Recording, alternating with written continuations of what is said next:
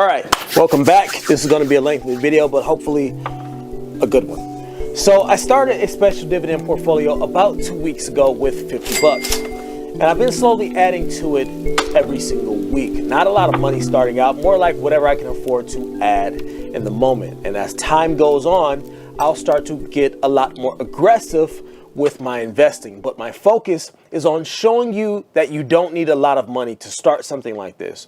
And before I show you all everything that's in my dividend portfolio currently and where it's at, I want to be clear with my intentions and goals for this little side series.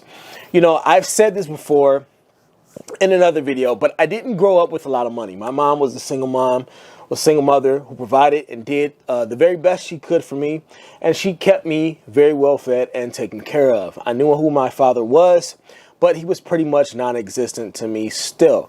And I'm going to be 100,000% authentic with you all right now. As I got older and the media started to become a really big deal, my eyes were becoming more and more exposed to what it meant to live wealthy.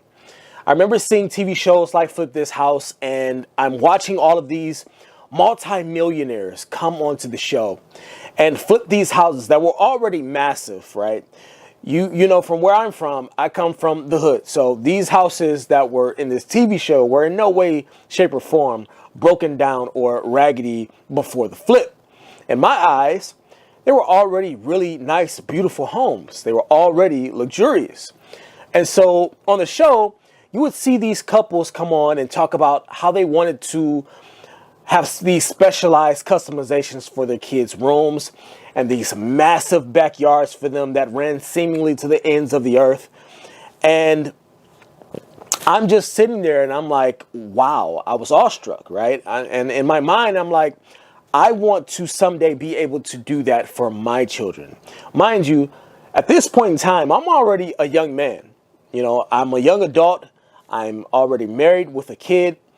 I got married very young, something I don't recommend, by the way.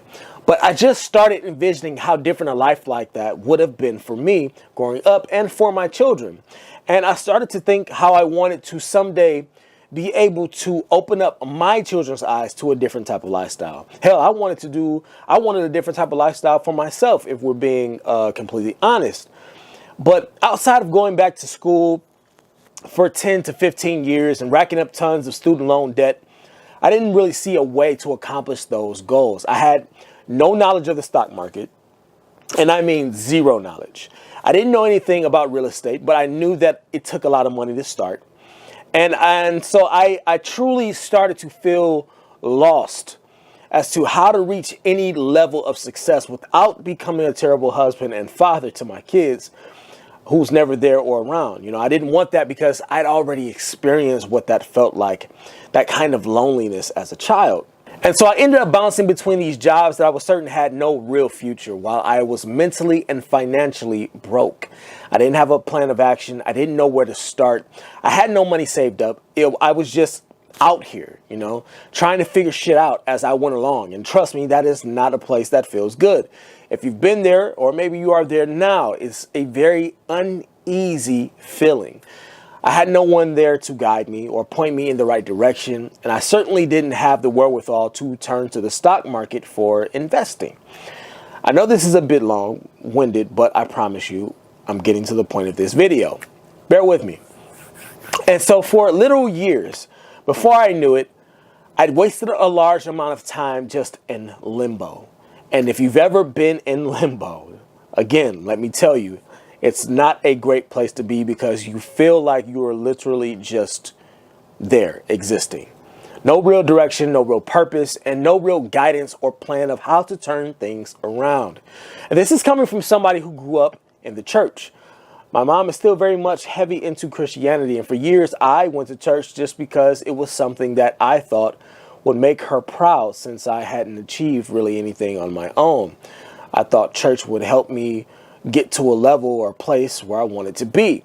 So anyway, fast forward to about 5 years. 5 years ago, that is. And I ended up searching for ways to obtain wealth, which eventually, after talking to someone at a former job, led me to the stock market, which in turn led me to dividend investing. Now, let me say this.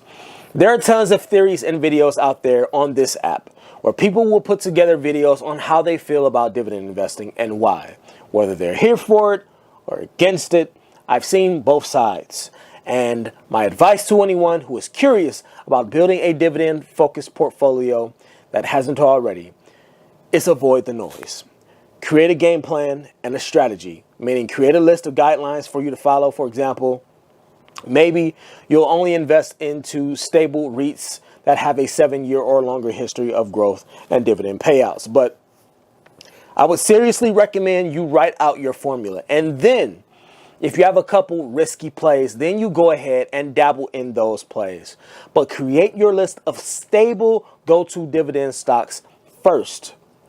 Another word of advice, just like normal investing in the market, you want to diversify your dividend portfolio. Reason being, if you are too heavy in one area, let's say you've got 70 to 80% of your dividend stocks in REITs because they tend to have the highest dividend payout ratio, right? Then when that particular sector takes a hit in the market, your portfolio will be absolutely banished to the shadow realm. And those dividends that you'll be getting will not help manage the stress of what you will feel when you open up your portfolio to most or all of your investments being down big time in the red zone. So most people can't handle seeing that. Most people, maybe you have thick skin, but most can't mentally handle the stress of seeing a sea of red every single day for months, right? So diversify and make sure that the majority of your plays are in secure and stable businesses and companies. And if you're on the fence about all of this, or about dividend stocks versus growth stocks, then why not do both? Or at least build out a test run portfolio for a year to 2 years and see how it performs. If you're unsure, just try it out. No one says you have to go and put your entire life savings into this. Start out small, set your goals. For example, my first goal starting out with this portfolio is to get to $25 a month in dividends. And this way it gives you a focus and makes you put forth the effort and an actual game plan on how you're going to get there and work your way up from that first goal. I believe in index fund investing for the majority, but I also believe that there's nothing wrong with building out a dividend-focused portfolio for some extra income. So if you believe you're interested, just see how it plays out for you. But just make sure that you are well learned about whatever it is that you're going to be investing in. And when it comes to dividend investing versus growth investing, there's another piece to the dividend equation.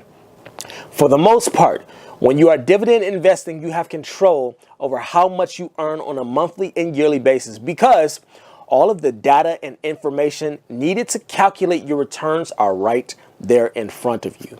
You have all the data. You have all the data to track the dividend yield, the frequency of those dividend payments, and the dates in which you'll be paid. And again, I say for the most part because we're still dealing with unpredictable assets in terms of companies and stocks. But there's no question, right? There's no question that you have more control over a dividend portfolio than you would a growth portfolio.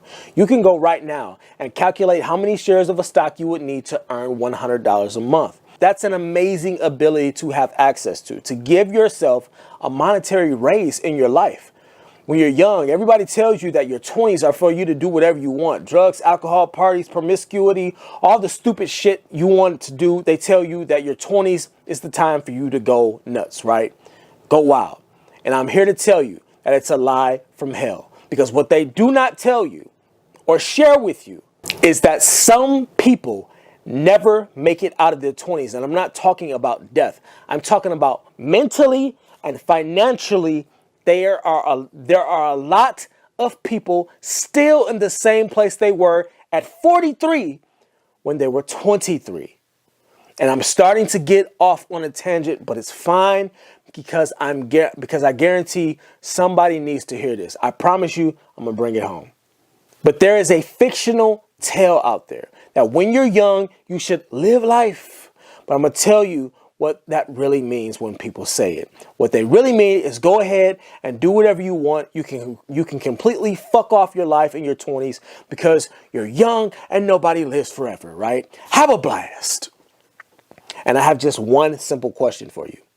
At age 20, at age 23, what the hell have you accomplished to where you think you can afford to trick off your youth and not prepare for your adulthood? I'm here to tell you, your 20s is the time for you to absolutely bust your ass so that when you reach those later years, you can sit back and enjoy the fruits of your labor instead of having to go get a job as a door greeter at fucking Walmart at age 53. And so, as I said at the beginning of this video, I started this portfolio from scratch a couple weeks ago with just 50 bucks. You can start with 10, 20, whatever. And I've been adding to it every week. So right now, I'm going to share the tools that I'm going to be using to grow this into something that will pay me to live life. Starting with the investing app that I'm using, Public. Some of you may or may not have heard of this one, like Robinhood, Webull, Cash App, and all of the other ones. This one is totally free. Now, there are a few things about this app that's a little bit different than the others, and this is not an ad. They're not paying me to promote this. It just so happens it was one of the only brokerages that I didn't really have any money on and I could start totally fresh. So this brokerage app is designed for more interaction than the others. It is heavily promoted, or it heavily promotes the idea of investing with a community of people. As you can see what other people are trading and or selling, and you can choose whether or not to broadcast to the community what you're buying or selling, and even leave comments on other purchases people have made. There's also real-time news to soak up as well as fractional shares, as long as you're investing a minimum of $5 or more, I believe. I still think the best interface I've seen thus far is Robinhood's interface, but this one isn't bad at all. So I'm going to go into the app and let's scroll down and take a look at everything I currently have in this portfolio. You can see I've been adding a little bit of money and I have about $150 waiting to be invested, and I'm actually going to do that now just to show you all. I'm going to be adding to 3 different positions, but before I do that, I'm going to switch over to the tool I'm using to track my dividend investing. Again, this is totally free. You can download this straight from whatever app store you have access to. But it's called Dividend Tracker, and I think it's a pretty cool tool to use to calculate and track your dividends. The downside is that every time you make a trade or purchase, you need to manually input that data into the tracker app to stay up to date with your dividend tracking. But I'm going to open it up and show you what it looks like. So once you download the app, it's going to ask you for the dates of each stock you've purchased so that the app can accurately gauge your gains and losses from that purchase date. But at the time, I input all of my data, I was feeling really lazy, honestly, and just chose January 13th for all of my stocks starting out. And the numbers are very, very close to what is in my actual portfolio. So I'm satisfied with it. So on the dashboard, you're going to see at the top your passive income goal, as well as a percentage that tells you your progress on how close you are to reaching that goal. And of course, you can set your goal to whatever you'd like to earn in monthly income. The app is going to take the overall dividend income and average it out per month to get that percentage. So right now, with the stocks and money I have invested, I'm earning roughly $1 per month. If you scroll down, you'll find a graph showing your estimated monthly dividends according to the current data you've entered, as well as your projected yearly dividends going forward. Very, very cool. And if you go down to the bottom and click on the icon next to the dashboard, it'll take you to another page that gives you an in-depth breakdown of every asset that you have, how much you're earning from that stock, and all the data involved with it.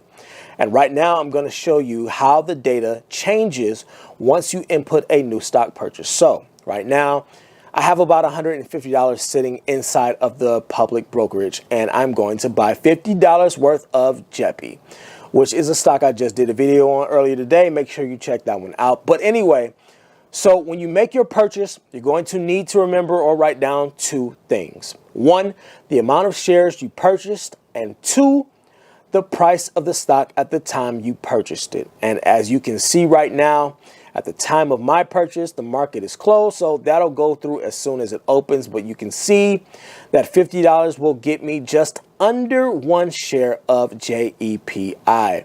But if you want your information in the tracker app to be as accurate as possible, just memorize or write down the exact amount that you purchased. And once you go back to the tracker app and input that data, you'll see your numbers have changed on the dashboard. So, like I said, this takes a little bit of work and micromanaging, right? But I love doing this sort of stuff. For me, I find it helps to keep me motivated, to keep me going and adding to my dividend portfolio.